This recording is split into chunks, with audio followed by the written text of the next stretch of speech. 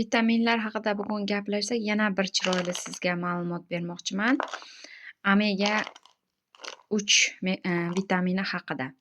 Meni qo'limda hozir o'zim muntazam ichib keladigan Carlson firmasining omega 3 vitamini bor. Ko'plar omega olganda effektini uncha sezmadik yoki foyda bermadi degan izoh qoldirishgan ekan. Omega 3 olganda nimaga e'tibor berishimiz kerak?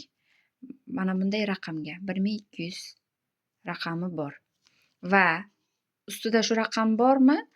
Endi orqaga qarab o'tkazamizda va mana bu so'zlarga EPA va DH ga. Doim EPA va DH birgalikda qo'shilib 1000 dozani tashkil etishi kerak. Bu yerda EPA 600, DH 400 belgilanib qo'yilgan.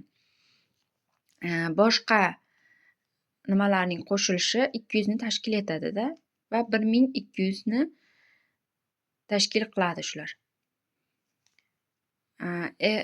EPA va DH qanchalik yuqori bo'lsa, ya'ni 1000 dozani tashkil etsa, inson organizmiga yaxshi singiydi. Hamda meni qo'limda hozir Carlson firmasidagi omega 3 ning 180 taligi bor. Bu degani 180 ta kapsulani yoki tabletkani kuniga 2 mahal ichish degani. Va bu 1200 ni tashkil etadi. Ya'ni ikkita kapsula 1200 ni tashkil etadi. Keyin omega 3 ni ko'proq yog'li mahsulotlar bilan birga ichgan ma'qul.